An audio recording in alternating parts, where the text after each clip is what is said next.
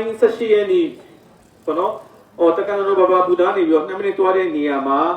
ဒီ music concert တခုရှိပါတယ်ဒါတော့ mini concert လေးဖြစ်ပါတယ်နာမည်ကတော့အောင်စီတံဝေမန္တလာမြေဆိုတဲ့